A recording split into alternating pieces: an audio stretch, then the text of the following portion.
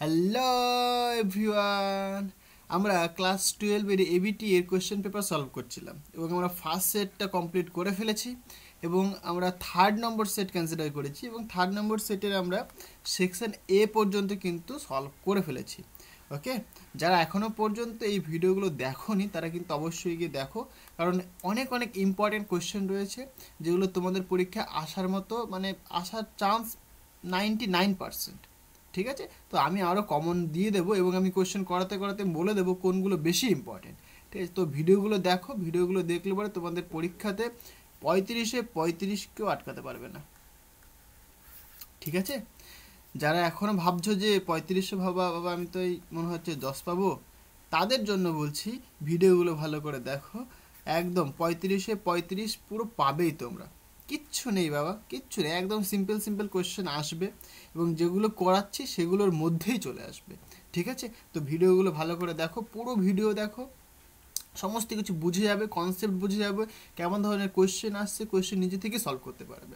ঠিক আছে, তো চলো ভিডিও স্টার্ট করা যাক। তো দেখো, সেকশন এ পর্যন্ত আমি করে দিয়েছিলাম, তো এখন আমি করব সেকশন বি। ফাইন, সেকশন বিতে কি বলছে, দাবি দিচ্ছে একটা আর যুক্তি দিচ্ছে। তো দাবি আর যে যুক্তি, এই যে দাবি আর যুক্তি, এরা দুজনা সঠিক কি সঠিক নয় এবং একে অপরের মানে ব্যাখ্যা কি ব্যাখ্যা নয় সেটাই আমরা এখানে দেখব।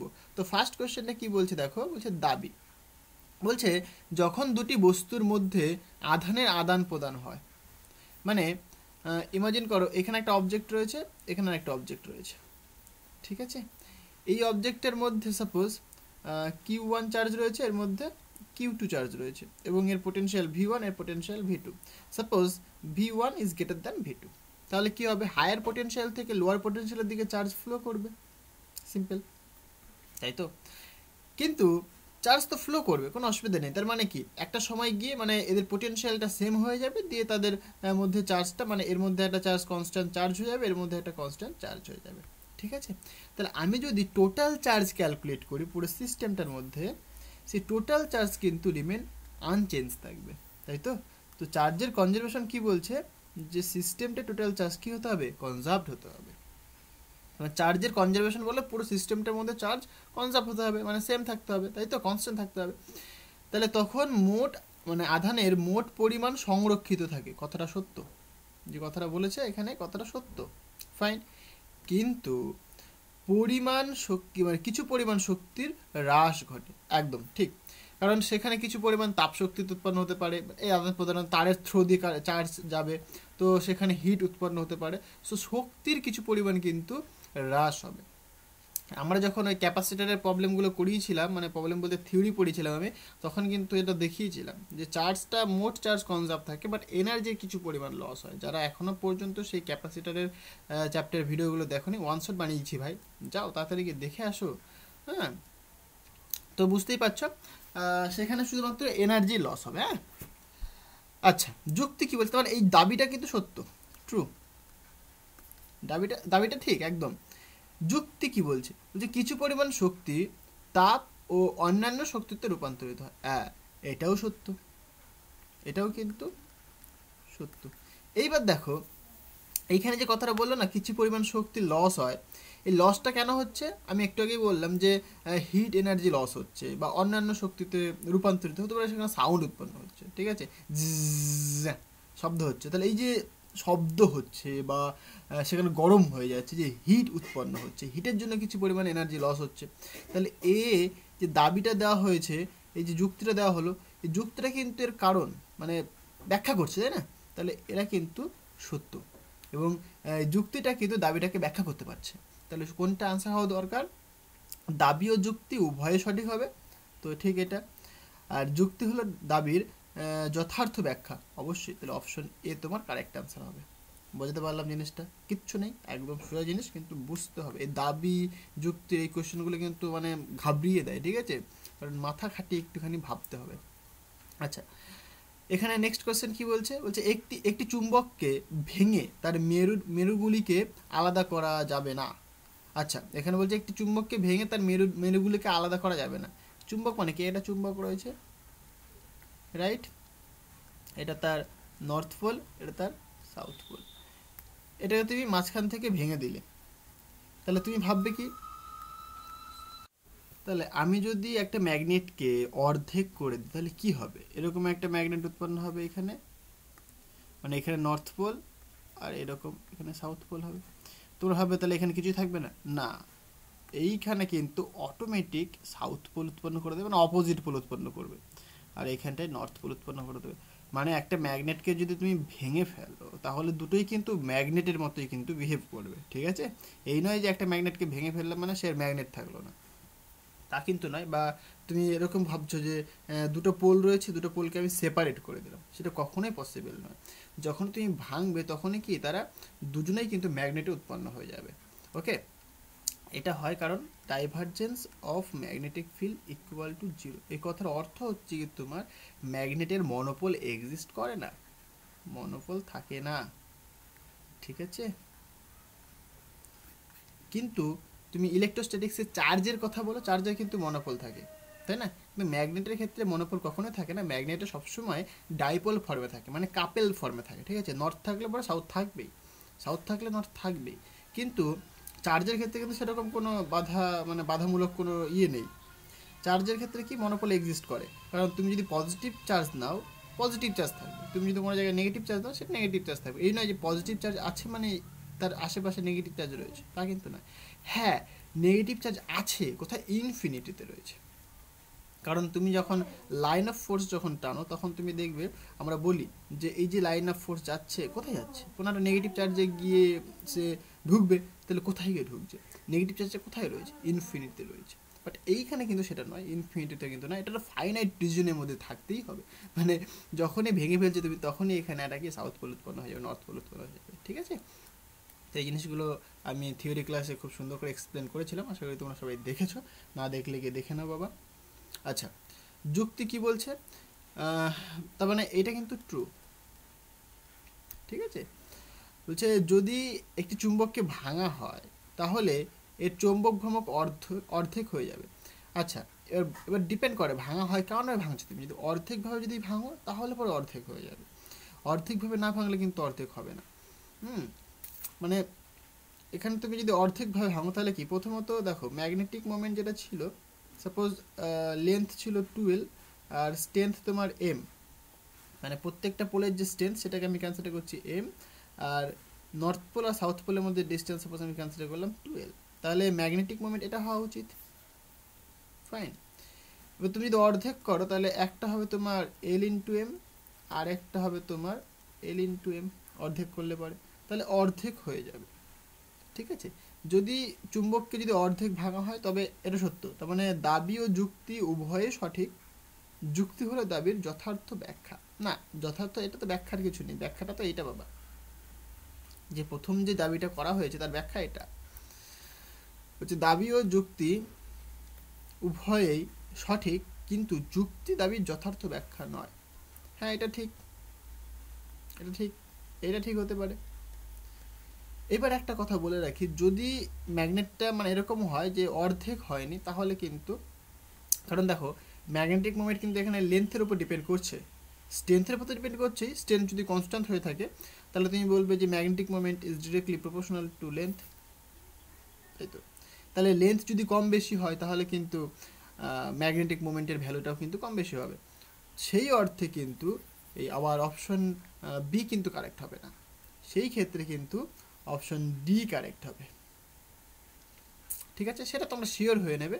এখানে আমি ক্যান্সেল, এখানে কিছু বলেনি, এবার এইখানটা একটা কনফিউশন রয়েই গেল তাহলে, যে অর্ধেক হবে কি হবে না, ঠিক আছে। যদি অর্ধেক হয় তাহলে পরে বাবা অপশন বি কারেক্ট হবে, যদি না হয় তাহলে পরে এটা হবে, ঠিক আছে। আচ্ছা, সেকশন সিতে চলে আসি আমরা এবার।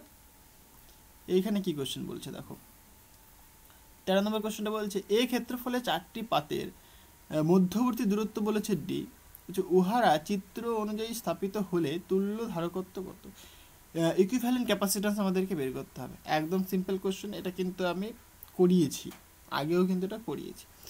দেখো ভালো করে দেখো, এখান থেকে হয়ে যাবে ছবিটা। তাহলে ক্যাপাসিটার মানে কি, একটাতে হায়ার পোটেনশিয়াল দেওয়া আছে, একটা লোয়ার পোটেনশিয়াল দেওয়া আছে।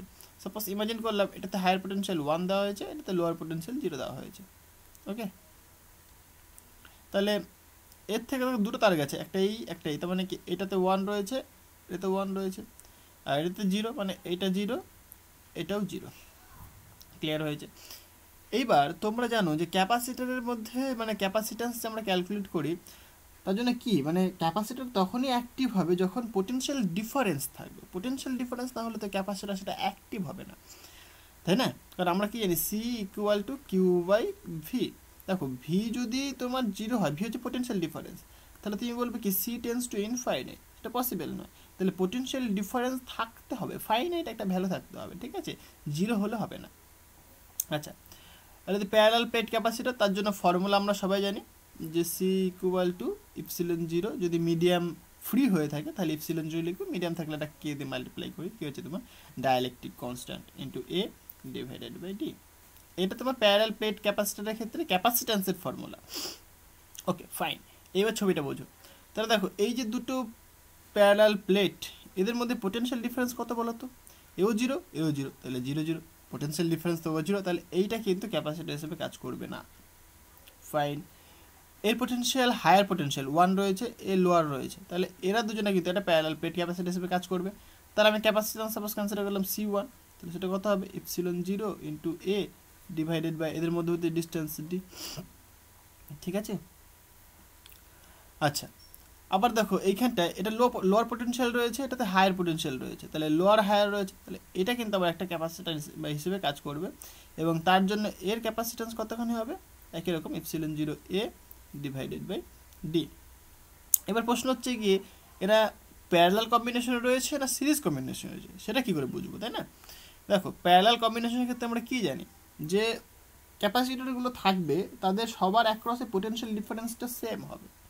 আর সিরিজ কম্বিনেশনের ক্ষেত্রে কী হবে, পোটেনশিয়াল ডিফারেন্সটা আলাদা হবে বাট চার্জ কিন্তু সেম ফ্লো করবে। ঠিক আছে? তাহলে এখানে একটা ভালো করে তাকিয়ে দেখো এরা প্যারালাল নাকি সিরিজ কম্বিনেশনে রয়েছে।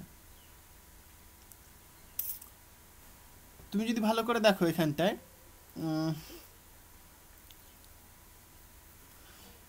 এ রয়েছে তোমার পোটেনশিয়াল 1, এ পোটেনশিয়াল 1, মানে এরা দুজনের সেম পোটেনশিয়াল রয়েছে, তার মানে কি দুটো যে ক্যাপাসিটার তুমি নিয়েছো তারা সেম পোটেনশিয়াল ডিফারেন্সে রয়েছে, তাই না?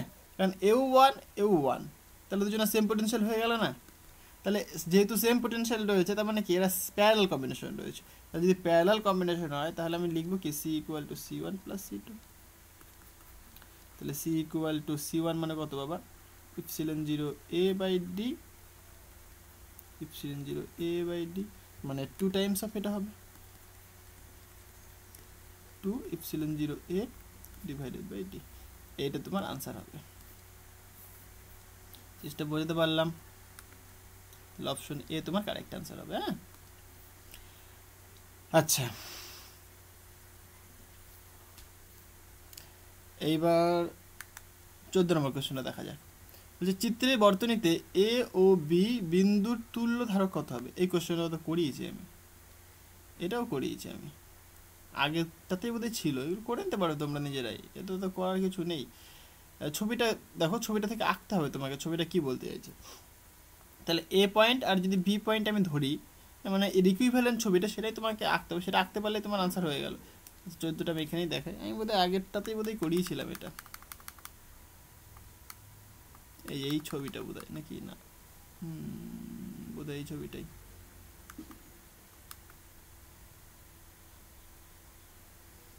এটাই নাকি, যাই হোক ওর ইকুইভ্যালেন্ট আঁকা যাক কেমন হয়। একই ধরনের কোশ্চেন থাকে। কোশ্চেন নাম্বার 14 মানে এরকম, তো এরকম একটা সার্কেল রয়েছে, এই দিক দিয়ে রয়েছে একটা, এই দিক দিয়ে রয়েছে, এইবার রেজিস্ট্যান্সগুলো কানেক্ট করো তুমি। এখানে একটা একটা একটা একটা রেজিস্ট্যান্স রয়েছে, তার ভ্যালুগুলো পরে লিখছি আমি। তাহলে এইখানে একটা রেজিস্ট্যান্স রয়েছে, এইখানে একটা রয়েছে, এইখানে একটা আছে, এইখানে একটা আছে। ফাইন, ভ্যালুগুলো কি বলেছে বাবা 2R আর 4R 3R, মানে এরকম ভাবে আসি। তাহলে আর 2R 3R 4R anti clockwise আছে, আর 2r 3r 4r এই পয়েন্ট এ পয়েন্ট আর বি পয়েন্ট এদের মধ্যে ইকুইভ্যালেন্ট রেজিস্ট্যান্স তোমাকে বের করতে হবে। ফাইন, কিছুই না, একদম সিম্পল জিনিস। তাহলে দেখো, ভালো করে তাকিয়ে দেখো, এই যে সার্কেলটা দেওয়া হয়েছে, তার মানে কি এরা সবাই কিন্তু কানেক্টেড রয়েছে এবং তারা একই সাথে কানেক্ট রয়েছে, তাই না? তার মানে তুমি কি বুঝতে পারছো, এদের মধ্যবর্তী কোনো রেজিস্ট্যান্স নেই কিন্তু, তার মানে কি এরা কানেক্টেড রয়েছে পুরো। এদের যে পোটেনশিয়ালটা তাদের সেম পোটেনশিয়াল, মানে এর পোটেনশিয়াল যদি বি পয়েন্ট হয় তাহলে এটাও বি পয়েন্ট, এটাও বি পয়েন্ট, এটাও বি পয়েন্ট। তাহলে আমি যদি এর ইকুইভ্যালেন্স ছবিটা আঁকার চেষ্টা করি তাহলে এরকম বলতে পারি আমি যে মানে এই বি পয়েন্টটাকে আমি সাপোজ এইখানে রাখলাম বি পয়েন্ট, তাহলে এই রেজিস্ট্যান্সটা তো বি পয়েন্টে আসলো, এবার এই রেজিস্ট্যান্সটা দেখো এদিক দিয়ে উঠে নিয়ে এসে বি পয়েন্টে আসলো এই রেজিস্ট্যান্সটা, আবার এবারটা উঠে নিয়ে বি পয়েন্টে আসলো, আবার এবারটা উঠে নিয়ে বি পয়েন্টে আসলো। ঠিক বললাম? তাহলে বি পয়েন্টে সবাই চলে এসছে কিন্তু, আর এখানে এ পয়েন্টে দেখো এরা সবাই কানেক্ট রয়েছে, তাহলে এই পয়েন্টে তোমার এ। তাহলে কি দেখতে পাচ্ছ, এরা প্যারালাল রয়েছে, সিম্পল একদম, এরা প্যারালাল রয়েছে। তাহলে একটা তোমার এটা যেমন একটা নাম দাও না, অসুবিধা কিছু নেই, 3r আর 2r 4r, আগে পরে কোনো অসুবিধা নেই। তাহলে প্যারালাল কম্বিনেশনের ক্ষেত্রে ইকুইভ্যালেন্ট রেজিস্ট্যান্স কী হয় বলো? তাহলে প্যারালাল যেহেতু, তাহলে 1/r equal to 1/r1 plus 1/r2 plus 1/r, এরমভাবে যাবে। তাহলে 1/r plus 1/2r 1/3r plus 1/4r। আচ্ছা, এটাকে ইকুইভ্যালেন্ট লিখে রাখি। তাহলে এখানে 1/r কমন চলে আসছে, এটা লসগুলো কত হয় বাবা?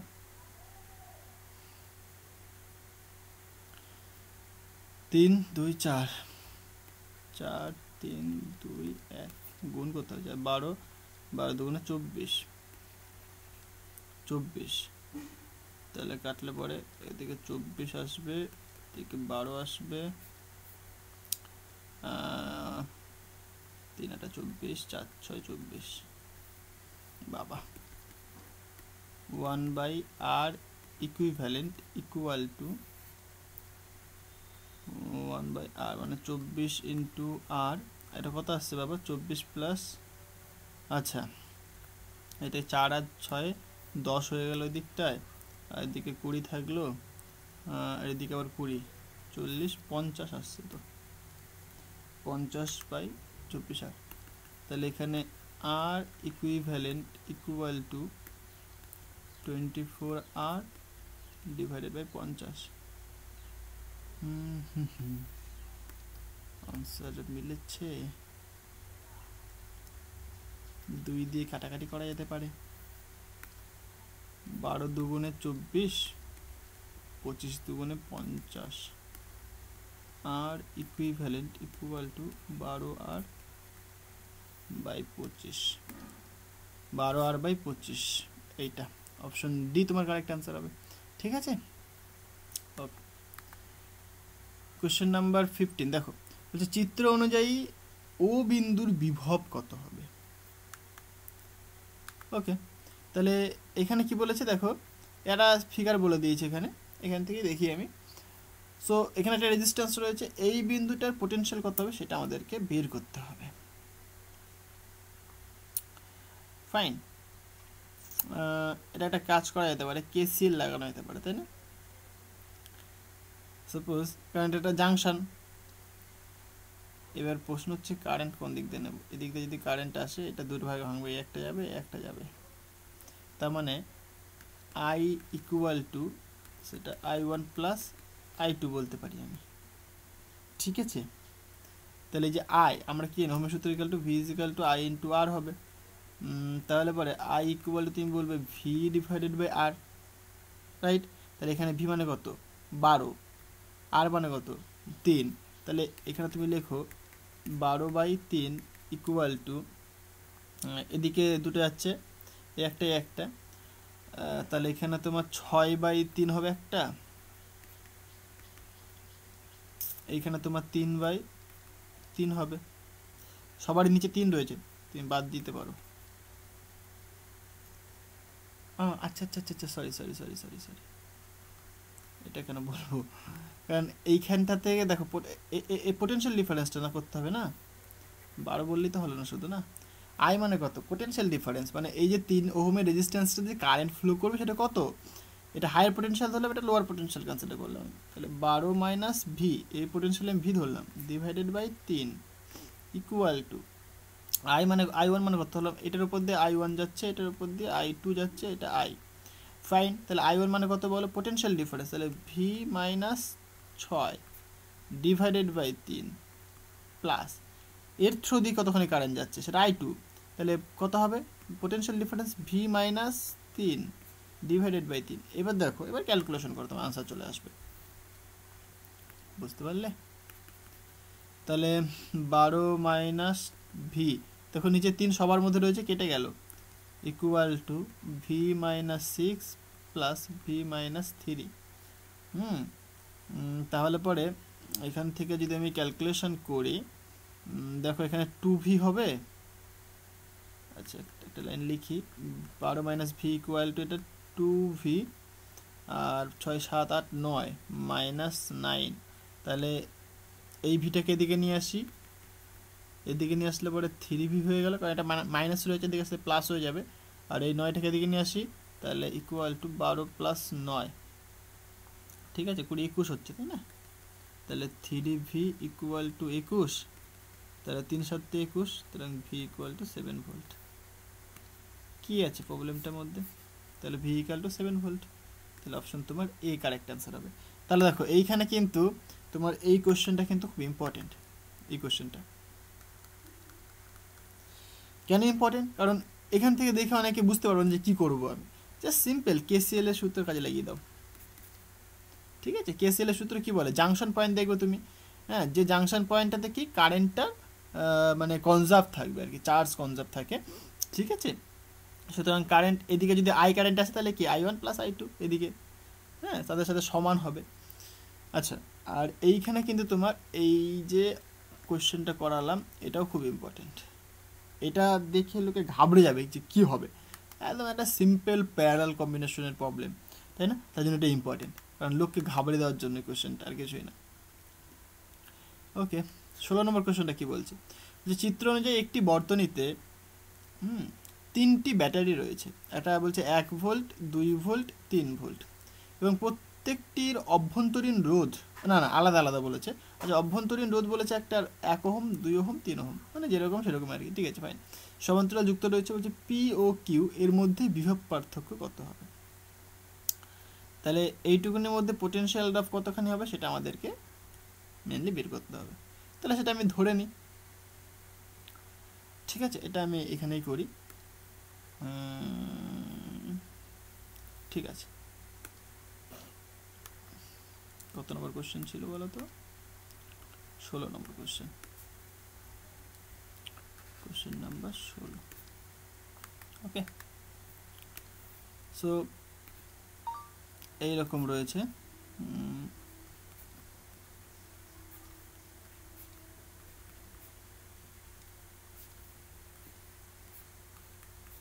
ওকে,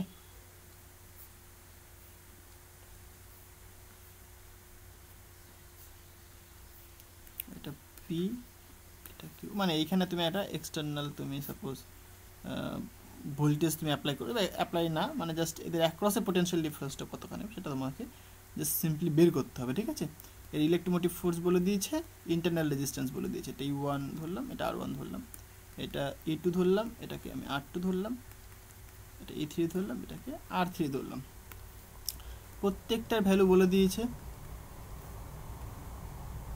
2 ভোল্ট 2 ওহম 3 ভোল্ট 3 ওহম, এরকমভাবে প্রত্যেকটার ভ্যালু তোমাকে এখানে বলে দিয়েছে। তাহলে পি ও কিউ এর অ্যাক্রসে পোটেনশিয়াল ডিফারেন্স কত হবে সেটা তোমাকে মেনলি বের করতে হবে, ঠিক আছে। তাহলে পরে দেখো, মানে এটা মেনলি 3টে যে ব্যাটারি রয়েছে, 3টে ব্যাটারিকে প্যারালাল কম্বিনেশনে রেখেছে, ঠিক আছে। আচ্ছা, তাহলে এখানে তাদের আবার ইন্টারনাল রেজিস্ট্যান্স রয়েছে, তার আবার প্যারালাল কম্বিনেশন রয়েছে। তাহলে ইন্টারনাল রেজিস্ট্যান্সে প্যারালাল কম্বিনেশন হলে কী হবে সেটা আমরা বের করে নিই। তাহলে 1/r equal to 1/r1 plus 1/r2 plus 1/r3। ওকে, যেহেতু আলাদা আলাদা ভ্যালু সুতরাং আমি লিখতে হবে। যদি সবাই আইডেন্টিক্যাল হতো তাহলে তো জাস্ট সিম্পল লিখতে পারতাম আমরা, অসুবিধা নেই। আমি যদি ভ্যালুটা যদি লেখার চেষ্টা করি 1 2 3, তাহলে 1/r ইকুয়াল টু এখানে 3 দুগুণে 6 হবে, 6 প্লাস এখানে তোমার 3 হবে, এখানে তোমার 2 হবে। আলটিমেট 1/r ইকুয়াল টু 6 7 8 9 10 11, 11/6 বা r ইকুয়াল টু 6/11। এইটা পাচ্ছি আমরা কি এর পুরো সার্কিটটার ইন্টারনাল রেজিস্ট্যান্স। ওকে, এবার এর পোটেনশিয়াল ডিফারেন্স মানে এর অ্যাক্রসে যে পোটেনশিয়ালটা মানে অ্যাকচুয়ালি যে ইলেকট্রোমোটিভ ফোর্স সেটা তোমার বলেছে 1 ভোল্ট, এর অ্যাক্রসে বলেছে তোমার 2 ভোল্ট, এর অ্যাক্রসে বলেছে তোমার 3 ভোল্ট। ঠিক আছে, একটা সেকেন্ড। এদিক দিয়ে যদি আমি কারেন্ট পাস করি, এদিক দিয়ে সাপোজ I2 বলি, I2, এদিক দিয়ে I1, এদিক দিয়ে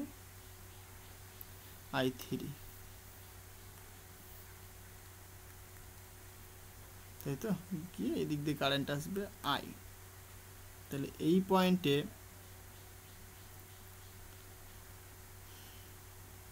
এদিক দিয়ে কারেন্ট I এসে এইভাবে যাবে, এদিক দিয়ে I ঢুকবে। ঠিক আছে, ফাইন। তাহলে যেহেতু তিনজনেরই ইলেকট্রোমোটিভ ফোর্স ডিফারেন্ট রয়েছে, এইখানেও কি আমি কেসিএল অ্যাপ্লাই করতে পারি?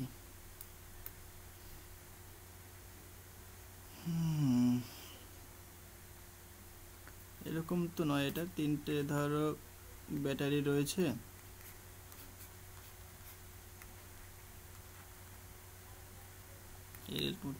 সবার তো সেম হয় এটা না, প্যারালালের ক্ষেত্রে না। এখানটায় তুমি যদি কেসিএল কাজে লাগাও দেখো, তাহলে পরে I ইকুয়াল টু বলবে I1 plus I2 plus I3 হলো অ্যাকর্ডিং টু কেসিএল। সো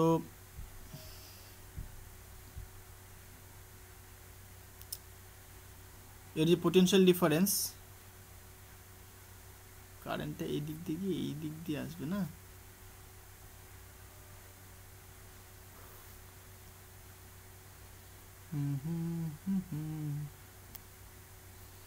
যদি এই রেজিস্ট্যান্সের থ্রু দিয়ে কারেন্টটা পাস করাই আমি,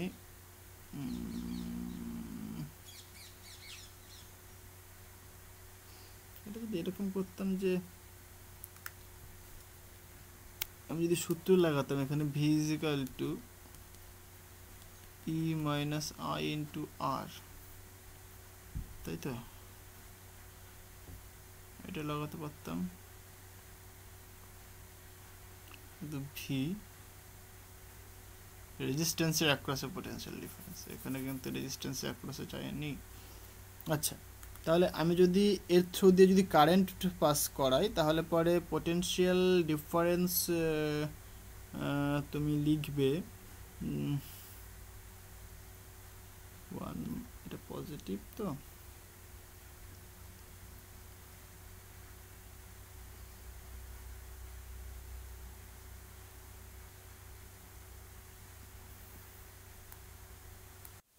দেখো আমরা যদি এখানে কেসিএল এর সূত্র অ্যাপ্লাই করি তাহলে কিন্তু প্রবলেমটা হয়ে যাবে। কারণ দেখো এখানে জাংশন রয়েছে, তাহলে আমি বলছি যে I পরিমাণ কারেন্ট পুরো সার্কিটটার মধ্যে দিয়ে থ্রো করছে আর পাস করছে, রাইট? তাহলে পরে তাহলে এখান থেকে এক এক করে বের করে নেওয়া যাক। তাহলে সাপোজ আমি পোটেনশিয়াল ডিফারেন্সটা আমি V কনসিডার করলাম, তাহলে V ইকুয়াল টু সিম্পল হওয়া দরকার টোটাল কারেন্ট কত I আর টোটাল ইকুইভ্যালেন্ট রেজিস্ট্যান্স কত R। তাহলে এটা পাচ্ছি আমরা, হলো। তাহলে এখান থেকে তুমি আই ক্যালকুলেট করতে পারো যে ভি ডিভাইডেড বাই আর, 1 নম্বর নাম দিয়ে রাখো। আর কি কি দরকার তোমার? I1 দরকার, I2 দরকার, I3 দরকার। তাহলে I1 কতখানি হবে বলো? তাহলে ইলেকট্রোমোটিভ ফোর্স কতখানি? U1, রেজিস্ট্যান্স কতখানি? R1। তাহলে তুমি কি লিখবে যে I1 equal to U1 divided by R1, I2 equal to E2 divided by R2। Similarly I3 equal to তুমি বলবে E3 ডিভাইডেড বাই R3। তাহলে এই সমস্ত জিনিসগুলোকে যদি আমি পুট করে দিই, তাহলে সুতরাং আই মানে কত পেয়েছো তুমি? এখন দেখো ভি বাই আর, ভিটাই তুমি এখানে বের করতে চাইছো। তাহলে I1 মানে তুমি বলছো যে U1 বাই R1, I2 মানে E2 বাই R2, I3 মানে E3 বাই R3। ওকে, সুতরাং ভি ইকুয়াল টু, তাহলে এইটাকে তুমি এরকম লিখবে plus E2 divided by R2 plus E3 divided by R3 into R. অথবা তুমি যদি মনে করো যে আমি আরটাকে তুমি জেনারেল ফর্মে রাখবে, তাহলে তুমি এরকম ফর্মে রাখতে পারো। ওকে, তাহলে একটা মানে ফর্মুলা টাইপ চলে আসবে। অ্যাকচুয়ালি ফর্মুলা মনে রাখার কোনো দরকারই নেই, আমি এটাকে কখনোই সাজেস্ট করি না। আমি সবসময় বলি মানে স্টেপ বাই স্টেপ আসো, তাহলে কি বুঝতে পারো ফিজিক্সটা কী হচ্ছে তুমি বুঝতে পারবে না। তাহলে তুমি এরকম বলতেই পারো ওয়ান, আচ্ছা এটাকে এরকমভাবে লিখি তাহলে বেশি ভালো লাগবে দেখতে। U1 by R1 plus E2 by R2 plus E3 by R3। তাহলে আর মানে ওইটা পেয়েছে, তাহলে 1 বাই আর মানে কত হবে? তাহলে এটাকে তুমি জাস্ট এরকম লিখতে পারো না, এটাকে লিখতে পারো এরকমভাবে ডিভাইডেড বাই 1 বাই আর লিখতে পারো। আর 1 বাই আর মানে ওই ভ্যালুটুকুনি, তাহলে এটা তুমি পুট করে দাও। তাহলে V equal to U1 by R1 plus E2 by R2 plus E3 by R3 divided by 1 by R1 plus 1 by R2 plus 1 by R3। বুঝতে পারলে? এটা এক ধরনের মানে ফর্মুলা টাইপ আমি চলে আসলাম জাস্ট ফিজিক্সটা বোঝানোর জন্য। আচ্ছা, এখানে তুমি ভ্যালু পুট করে দাও, তোমার আনসার চলে আসবে। তাহলে ভি ইকুয়াল টু এইটুকুনি ভ্যালু তুমি পেয়েছো 11/6, এটা তুমি পেয়েছো 1/1 প্লাস 2/2 প্লাস 3/3। তাহলে আলটিমেট তুমি পাচ্ছ দেখো 1 প্লাস 1 প্লাস 1 11/6। তাহলে ভি ইকুয়াল টু 6/11 ইন্টু 3, 3 6 18, এরকম টাইপ আনসার আসছে। 18/11, 18/11 ভোল্ট হবে। ঠিক আছে, তাহলে এটা তোমার আনসার 18/11। 18, আচ্ছা 18/11কে ভাঙলে পরে কত আসে? 1 সেকেন্ড, 18/11 1.6। ও ও ও এইখানে দেখো, এরা ভুল করেছে কিছু একটা। এখানে তো 3 ওহমই বলেছে, আবার এইখানে আবার 1 ওহম বলেছে। ঠিক আছে, সো 18/11 আনসার আসবে। এবার এদের কিছু মিসম্যাচ রয়েছে তুমি দেখতেই পাচ্ছ। এবার তুমি ক্যালকুলেশন করে দেখো, এখানটায় যেরকম এরা 1 কনসিডার করেছে, তুমি 1টা ধরে দেখো কত আসছে আনসার। মানে 3 যে ভোল্ট, মানে এটার সাথে তোমার যে ইন্টারনাল রেজিস্ট্যান্স সেটা তোমার 1 বলেছে, এটা ধরে তুমি ক্যালকুলেশন করে দেখো, এই ফর্মুলাতে বসিয়ে দাও না কেন, তাহলে তোমার আনসার চলে আসবে। ঠিক আছে, প্রসেসটা আশা করি বুঝতে পেরেছে। এটা হচ্ছে তো প্রসেস। এইবার ভ্যালু যেমন বলবে তেমনভাবে তুমি পুট করবে না, সেটা তো মানে কোশ্চেন যেমন করবে তার উপর ডিপেন্ড করবে, তাই নয় কি? বাট এই যে কোশ্চেনটা, এই কোশ্চেনটা যেমন টেকনিক, মানে কেমনভাবে আমি প্রসিড করব, মানে কী কী জিনিস আমাকে ফলো করতে হবে, সেই প্রসেসটা আমি কিন্তু এখানে বলে দিলাম। বুঝতে পারলে? সো এগুলোই বোঝার, এগুলোই বুঝতে হবে। ভ্যালু তো নিজেরা পুট করতে পারবেই না। ঠিক আছে, তো আজকে এই পর্যন্তই থাক। নেক্সট দিন আমি নেক্সট প্রবলেমগুলো নিয়ে আলোচনা করব। ওকে, তো চলো দেখা হচ্ছে নেক্সট ভিডিওতে। So thank you.